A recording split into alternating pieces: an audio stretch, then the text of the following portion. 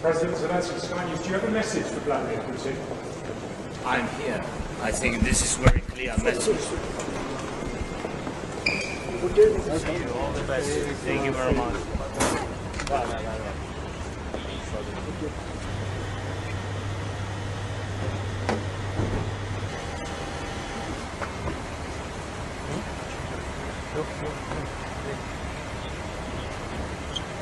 This is my video update on this Thursday afternoon, May the 15th, coming to you from Limassol, Cyprus.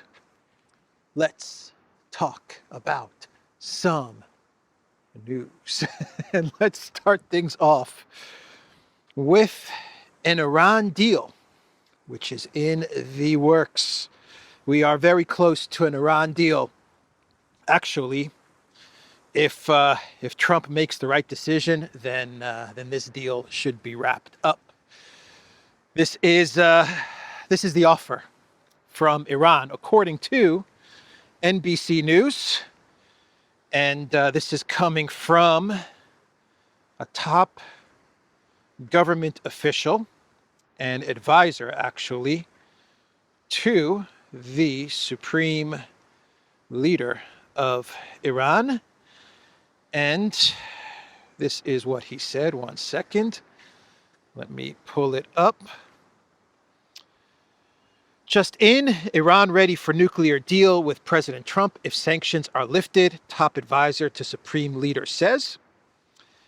Quote, Iran would commit to never making nuclear weapons, getting rid of its stockpiles of highly enriched uranium, which can be weaponized, agree to only enrich uranium to the lower levels needed for civilian use and allow international inspectors to supervise the process in exchange for the immediate lifting of all economic sanctions on Iran. It's a slam dunk, man. Take the deal.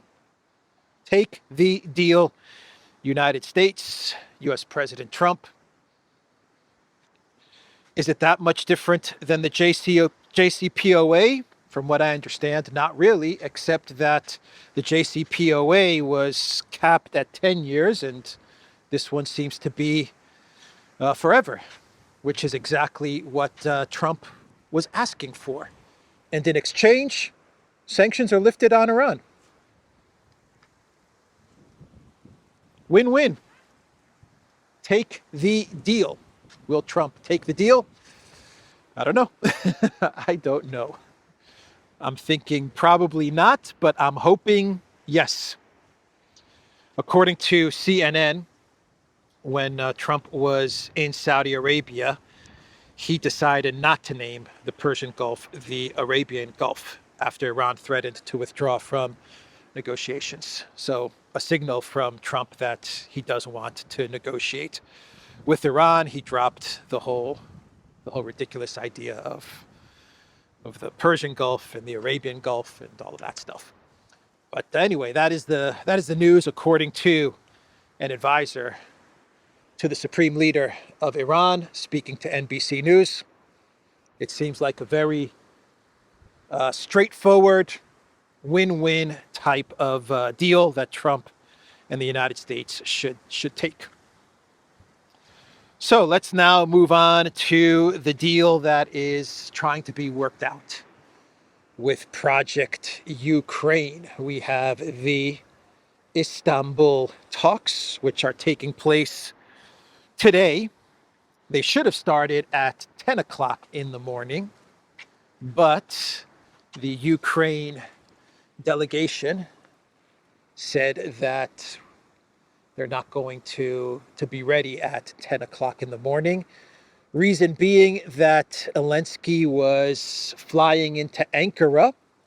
I believe he arrived in Ankara at 11 in the morning. He's going to be meeting with Erdogan.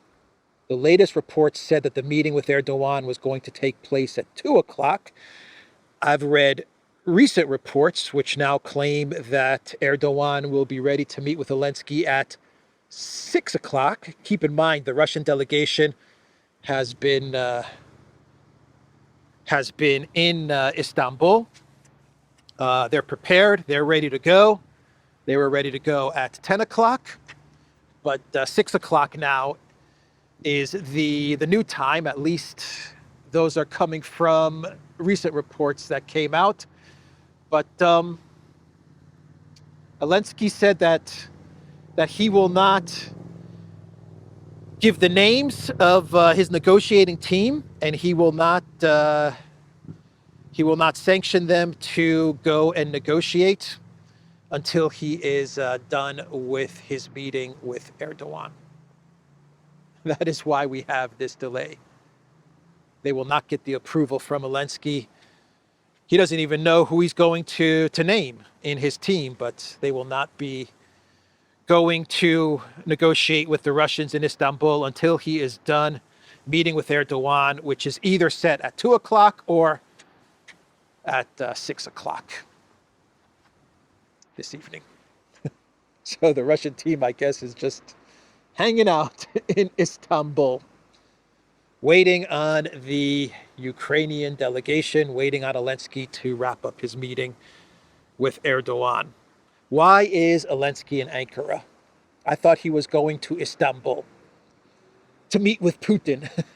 That was what Zelensky was saying, wasn't it? I'm going to Istanbul and I'm going to meet with Putin and only Putin. Well, he turns up in Ankara to meet with Erdogan. What is he doing in Ankara? What does he have to talk to Erdogan about? Why is it so important for Zelensky to have a meeting with Erdogan, to conclude the meeting with Erdogan, and then name his negotiating team, and then green light his negotiating team to meet with the Russians in Istanbul? What is going on here? Delay tactics, trying to piss the Russians off, trying to sabotage the negotiations. Maybe the collective West, Zelensky, some other collective West officials might be in Ankara as well, and perhaps they're trying to pressure Erdogan to open up the access to the Black Sea, perhaps to pressure Erdogan to get on board with sanctions against Russia. All these things could be at play. It's very, very suspicious that Zelensky is in Ankara, and it's very suspicious that they're waiting for a meeting with Erdogan before they go to the meeting in Istanbul with Russia. If they go to the meeting with Istanbul and talk to the Russians, because you're also getting reports which claim that Zelensky may call the whole thing off. That's also very possible. Well, the Russians are there. The Russians are taking this seriously. Putin put together his negotiating team, and it will not be Lavrov. It will not be Ushakov. Those reports were actually started by the Washington Post. They're the ones that first said that it would be Lavrov that would be leading the negotiations. I talked about this 2 days ago, and all of the media picked up on this, and they were reporting that it was going to be Lavrov as the lead negotiator. Turns out that's not the case. I talked about this in my video update yesterday. Peskov came out with a statement yesterday and said that the team has still not been decided by the Russian president, and it originated. The report of Lavrov originated with the Washington Post, but it has been announced the team for Russia, and leading the team will be the presidential aide Medinsky. He was actually the person that led the negotiating team in 2022. So continuity. You can see how important continuity is for Putin. Actually, the negotiations are set to take place. The Istanbul 2 talks are going to take place at the same exact location that they took place in 2022 as well. Same place, same Russian chief negotiator.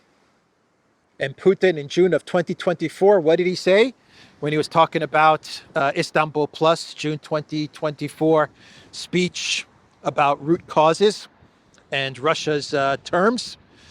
Putin said that the terms were a continuation of the talks that were broken off by the Ukraine side, thank you, Boris Johnson, in March of 2022. So when Putin says that Istanbul Plus is going to be a continuation of Istanbul 1.0, he means it. He absolutely means it. There's going to be a lot of military and intel officials as well in Istanbul. There are a lot of military and intel officials on the Russian team. And this is important. This is important because, you know, those military and intel officials are going to be talking about facts on the ground. Facts on the ground, the situation in the conflict in Ukraine, and of course the 4 oblasts in their entirety. So Russia actually has put together a very powerful and formidable team to negotiate in Istanbul, and Zelensky is going to sit with Erdogan in Ankara. That's the situation as of the moment of this recording. Actually, when Zelensky arrived in Ankara at 11 a.m., he actually said that the appointment of Medinsky, he said it's a sham. That is what he said. It lacks seriousness and authenticity. As if Putin was going to show up to meet with the Green Goblin. Come on, man. Did Putin ever say anywhere in his speech that he was going to be leading the negotiation team in Istanbul? No, he never once said that. Actually, and I said this in a video 2-3 days ago, right after Putin's speech on Saturday night at 2:30 in the morning, Saturday night, Sunday morning, however you want to look at it, directly after that speech, Ushakov spoke to Russian media. He didn't wait till the next day. He didn't wait till the morning or anything like that. He spoke immediately to Russian media, and he was very clear.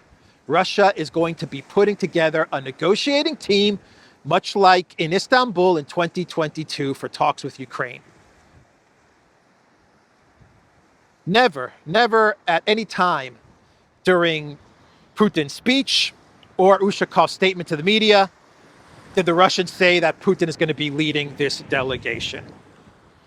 But the collective West and Zelensky and the scriptwriters, they twisted and turned it around to become this showdown between Churchill #2 and the Putin. So Zelensky is calling this a sham. The Sun came out with a title, Dawn in the Wings. Trump says he could jet in to Ukraine peace talks as they begin today after coward Putin sends Novichok poison spy boss. Ah, the Sun. The Sun with their creative titles. So Trump said he's not going to go to the Istanbul talks. He's not going to be in Istanbul today. But as he was speaking to the media, Trump said that if things go well, he might get on a plane and attend the talks. As Trump was speaking to the media, he made it out as if Putin decided to cancel his trip to Istanbul because Trump said that he wasn't going to Istanbul. Can we see how everyone is spinning this in the collective West? No, I didn't anticipate. I actually said, why would he go if I'm not going? Because I wasn't going to go. I wasn't planning to go. I would go, but I wasn't planning to go. And I said, I don't think he's going to go if I don't go. And that turned out to be right. But we have people there. Marco, if something happened, I'd go on Friday if it was appropriate. Putin was waiting for Trump to go to Istanbul, and the minute that Trump said he wasn't sure he was going to go to Istanbul, Putin decided to cancel the trip to Istanbul. That's exactly how it went down. Yeah, right. That's exactly how it went down. The Turkish proverb, I have it bookmarked here. When a clown moves into a palace, he doesn't become a king. The palace becomes a circus. The minute that Zelensky said that he's going to be going to Istanbul, the minute Zelensky said, I'm going to go to Istanbul, I want to meet Putin, the whole thing became a circus. It is now a complete circus, these talks. If we even get these talks in Istanbul, by the time this video goes up, maybe the talks will have begun. Maybe not. Who knows? Who knows what is going to happen today? Zelensky in Ankara. Witkoff, Rubio, and I believe Kellogg are in Istanbul. They were in Antalya because there was a NATO foreign ministers meeting. And at the NATO foreign ministers meeting, they met with the foreign minister of Ukraine. And you know who else was at that foreign ministers meeting? Rubio, the foreign minister of Ukraine. And guess who else was there? Just take a wild guess. Take a wild guess. Take a walk on the wild side. Lindsey Bone Crusher Graham. So while all of this is playing out in Istanbul, the circus is unfolding in Istanbul, courtesy of Churchill number 2. We have a NATO foreign ministers meeting in Antalya, Turkey. Foreign ministers, not a NATO senators meeting, right? Not a NATO senators meeting. No, a foreign ministers meeting in Antalya, Turkey, and Lindsey Graham just happens to be there. Hey, Lindsey, what are you doing here? I'm just hanging out, man. I'm just hanging out in Antalya. That's what U.S. senators do. We travel to Turkey and attend NATO foreign ministers meetings. Yep. Actually, the foreign minister of Ukraine, Andrei Sybiha, that's his name. Andrei Sybiha, not Kuleba, not Kalua Kuleba, it's Andrei Sybiha. He posted on X, I met with Secretary Rubio and Lindsey Graham, South Carolina in Antalya, to share President Zelensky's vision of further peace efforts and coordinate positions during this critical week. We discussed in detail the logic of further steps and shared our approaches. Yeah, there's going to be no peace deal. There's going to be no substantive negotiations taking place. Nope, not going to happen. The Wall Street Journal put out an article saying, refusing to meet Zelensky, Putin sends junior team for talks with Ukraine. The junior team, top military officials. I believe the head of Russian intel, close Putin aides, the guy that was heading up the talks, Medinsky, the guy that was heading up the talks in 2022. Now they're the junior team. A huge group, by the way, a huge team that Russia has put together. But they're a junior team because Putin decided not to show up. Zelensky is there. Not in Istanbul, he's in Ankara, but he showed up in Turkey. So basically the thing that's going on here, the reason that Lindsey Graham was in Antalya, the reason he met with Rubio and with the foreign minister of Ukraine, the reason that you're getting articles in the collective West media talking about Putin the coward or the junior team and Putin not showing up himself is because the trap is being set. Not for Russia, but for Trump. The trap is being set by the Europeans, by Zelensky, by Graham, by Rubio.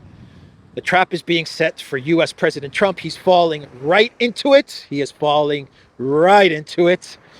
And what's the trap? Well, the trap is sanctions.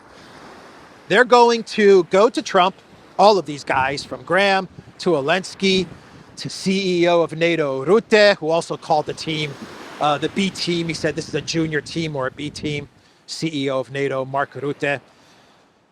Who else? Merz and Macron, definitely Macron, and 008 Stammer. They're all going to go to Trump, and they're going to tell Trump, along with the help of the collective West media, which Trump reads, they're going to go to Trump and they're going to say, you know what, Zelensky's serious. He showed up personally to Turkey, and Putin did not show up personally to Turkey.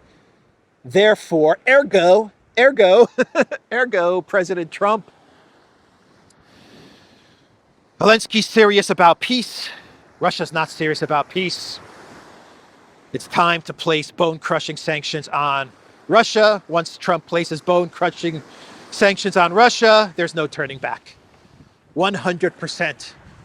Trump's war, following the sanctions, is military aid. Following the military aid is U.S. money, and the washing machine of Project Ukraine will continue to spin and spin. That is what this is all about. That's the trap that's being set, not for Russia, not for Putin, because they were never serious about peace. Ukraine is not serious about peace. The Europeans are not serious about peace. Lindsey Graham is definitely not serious about peace. This is all about trapping Trump into Project Ukraine over the next 1, 2, 3 years, whatever. And then when Ukraine collapses and when the Russians win, it's going to be all Trump's fault. That's exactly what is going on here. The Washington Post put out an article with the title, Planned Russia-Ukraine Talks Upend European Push for U.S. Sanctions on Moscow. The Washington Post published this article yesterday, and basically what they said is that they were hoping that Trump was going to approve sanctions late last week, and then Putin came in and ruined it by coming up with his bilateral talks idea. Trump flip-flopped from sanctions to agreeing to bilateral talks.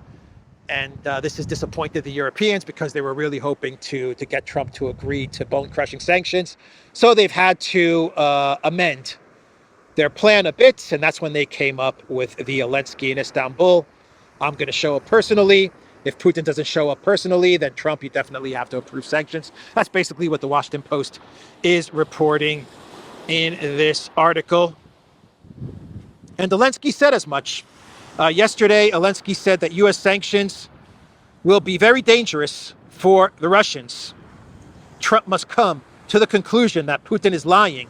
There's a quote from Churchill #2. Trump must come to the conclusion that Putin is lying, and we must approach the matter sensibly and show that we are not the ones who are holding back these processes. And that is why I am doing what I am doing, without a doubt. I am not doing this so that other countries, I am doing this so that other countries, not just the United States, can see that Putin does not want this. We expect a package of sanctions from the United States. I believe that this will hit the Russians hard and will be dangerous for them. Zelensky expects sanctions. After this entire circus is over with, Zelensky expects sanctions on Russia. So that is what is going on in Istanbul. By the way, there's going to be a big NATO meeting on the 24th at The Hague with the top leaders of NATO at this meeting. And the position of the United States is that they would like Ukraine not to attend this NATO meeting. And this is angering the Europeans. They believe that Ukraine should absolutely attend this NATO meeting. So let's move on and let's talk about Germany and BlackRock Merz, a man who likes to drink his cocktails with a spoon, with a stir.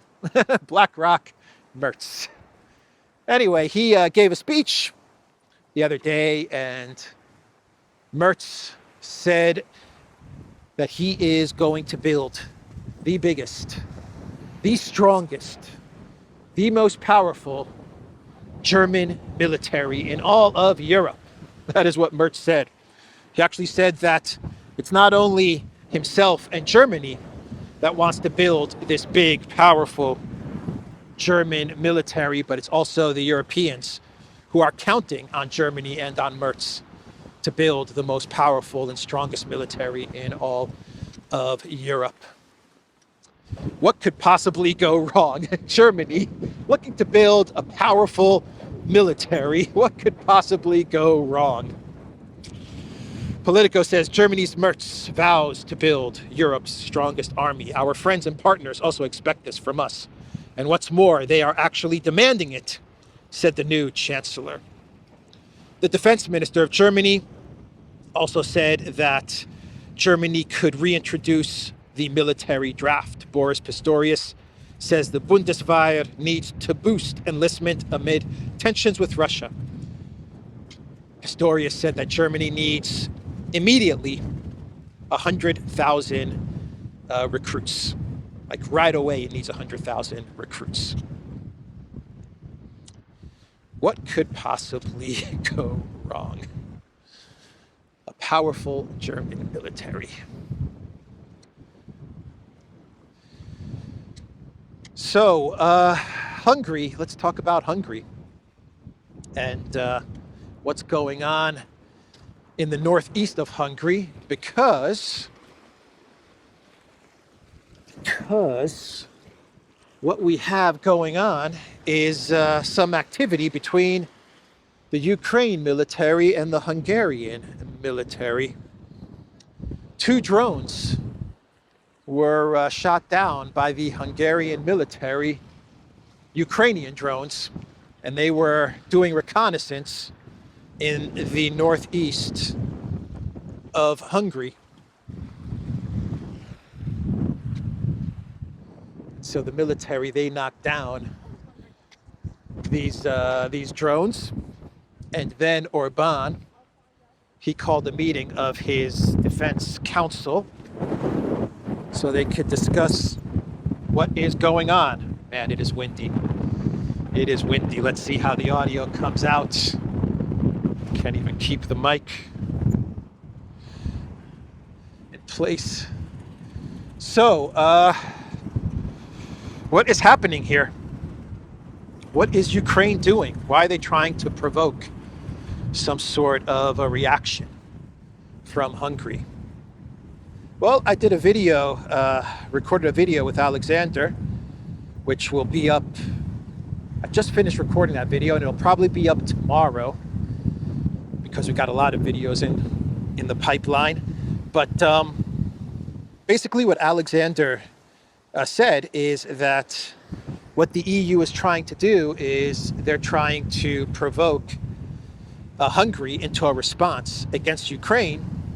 And once Hungary responds to this, to these drones, then the EU is going to come up with an excuse to somehow punish Hungary, to take away their voting rights, or something like that. And they're basically going to say that Hungary is provoking Ukraine. They're going to turn the tables around, and they're going to say, how dare Hungary actually provoke Ukraine or act aggressively towards Ukraine. Hungary needs to be punished. We need to remove their voting rights or do something like that. They're going to come up with something, some sort of an excuse. And that's why this is happening. In other words, these drones were sent over Hungary on the orders of Brussels, of the EU headquarters. They're telling Zelensky to provoke Hungary and to get some sort of a military reaction, because what they want to do is they want to punish Hungary and remove Hungary's voting rights in the European Union. How dare you lash out at Ukraine? How dare you shoot down Ukraine military hardware? How dare you do these things, Hungary? How dare you convene a defense council meeting and you talk aggressively against Ukraine? Your voting rights must be removed, effective immediately. That is what they're trying to do. We'll see how Hungary and Orban play this. Speaking of trying to provoke a military response, we have the very powerful, perhaps the most powerful in the world navy from Estonia. That's right, the Navy, the Estonian Navy. They tried to seize another civilian vessel that was on its way to Russia in the Gulf of Finland. And this vessel was in international waters. And the Estonian Navy, what they tried to do is they tried to direct the vessel towards Estonian waters, and then they would seize the vessel. So they were trying to push the vessel and direct the vessel, the civilian vessel, towards Estonian waters and outside of international waters. And the civilian vessel, known as the Jaguar, with the flag of Gabon, they basically told the Estonian Navy to F off. That is what they told them. They said, F off, we're going to stay on course, and we're going to make our way to Russia. And they even got help from a Russian fighter jet. The more that Estonia was trying to provoke and trying to direct them into Estonian territorial waters, the Russians said, and the more that they resisted, the Russian military said, okay, they need some help. And so they sent a fighter jet to escort them towards Russia, where they safely arrived. Unbelievable, huh? Unbelievable.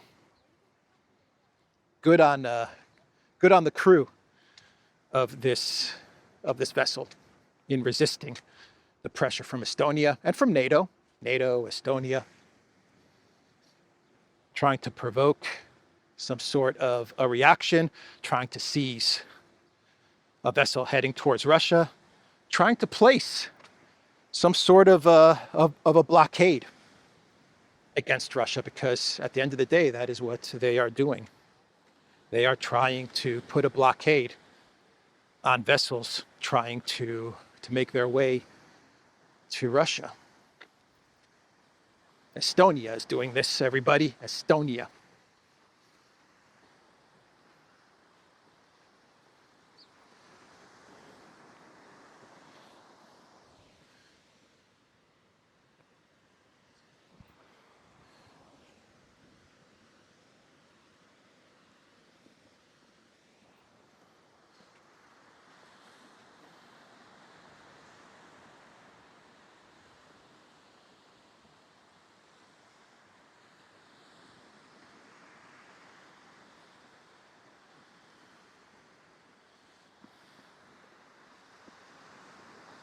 All right, so should we get into some clown worlds? Yeah, let's talk some clown worlds. Hillary Clinton. She's very upset about the whole Qatar plane thing. And Hillary, she posted on X, no one gives someone a $400 million jet for free without expecting anything in return. Be serious. This is Hillary Clinton, everybody. Hillary Clinton saying no one gives someone a $400 million gift without expecting something in return. From Hillary Clinton Foundation, Clinton. I don't even need to say anything when it comes to this clown world. Oh, man. By the way, Qatar actually signed an agreement with the United States, with the Trump administration, to purchase 160 Boeing airplanes. The largest purchase in Boeing's history of this type. Big news. That's a big deal right there. 160 Boeing planes. So, Trump, as he was on Air Force One, he was asked about meeting al-Shara or al-Jilani, the HTS al-Qaeda president, leader of Syria. And Trump said that the question was, how did you find the Syrian president? And Trump said, young, attractive guy, tough guy, strong past, very strong past fighter. He's got a real shot at holding it all together. How did you find the Syrian president? Right. I think very good. Young, attractive guy, tough guy. You know, strong pass, very strong pass fighter. Is that wording? But he's got a real shot at pulling it together. He's got a real shot at holding it all together. Yep, we know his past. We absolutely know his past. Unfortunately, we know his past. Unfortunately, Trump doesn't want to talk about his past. No one in the collective West wants to talk about his past. They're just lining up to meet him and to get business deals signed. Anyway, that is the video, everybody. The Duran.locals.com. We are on Rumble, ODYSEE, BitChute, Telegram, Rockfin, and X. Go to the Duran shop, pick up some merch like what I'm wearing in this video update. The link is in the description box down below. Take care.